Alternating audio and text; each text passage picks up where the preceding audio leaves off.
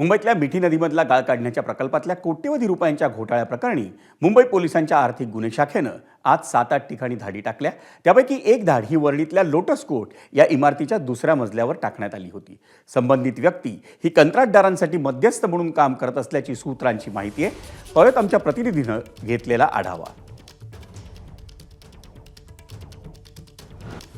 मुंबईतल्या मिठी नदीतील गाळ काढण्यासाठी तसेच अन्य कामांसाठी कथित 1300 कोटींचा भ्रष्टाचार झाल्याचा आरोप आमदार प्रसाद लाड यांना विधानसभेमध्ये केला होता आणि त्यानंतर एक SIT स्थापन करण्यात आली होती। या SIT कडून आज सकाळपासूनच मुंबई आणि परिसरामध्ये रेड सुरू असल्याचं पाहायला मिळतंय।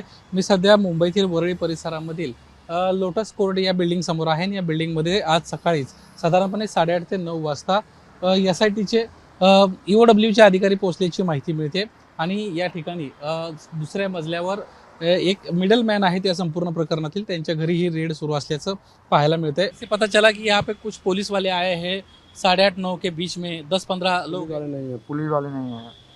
पुलिस वाले नहीं है, फिर कौन है? अब जो हो अब हमने देखा नहीं, देखा गहन से ऊपर। लेकिन लोग आए हैं। हाँ सब आए, कितने लोग थे? 10-12 आदमी हो गए। साधारणपणे मिठी नदीच्या गाळ प्रकरणामध्ये 2005 पासून 1300 कोटी रुपये खर्च झालेले आहेत। ते नेमके कुठे गेले, कसा त्याचा विनियोग केला गेला, अशा पद्धतीचे अनेक प्रश्न उपस्थित करणारा प्रवीण दरेकर आणि प्रसाद लाड यांना सभागृहात प्रश्न उपस्थित केला होता आणि त्यानंतर गृहमंत्री देवेंद्र फडणवीस यांच्या वतीने SITची स्थापना करण्यात आली होती, घोषणा करण्यात आली होती। आता हीच SIT कामाला लागल्याचं पाहायला मिळतंय आणि आता मुंबईत आणि ठिकठिकाणी सकाळपासूनच रेड सुरू आहेत आणि या रेडमध्ये आता काय या सगळ्या अधिकाऱ्यांच्या हातात लागतंय हे पाहणं महत्त्वाचं राहणार आहे। 8:30-9च्या दरम्यान ही सर्व लोक या ठिकाणी आलेली आहेत आणि त्यांच्या वतीने चौकशी सुरू आहे, अशा पद्धतीची माहिती आता समोर येते। कॅमेरामन विजय देसाईसह निलेश बुधावले, ABP माझा, मुंबई। मुंबईतील मिठी नदीच्या गाळातून उद्धव ठाकरे यांनी वर्षानुवर्ष पैसे काढल्याचा आरोप भाजप नेते किरीट सोमय्या यांनी केलाय। सोमय्या यांनी बीडमध्ये बोलताना हा आरोप केला।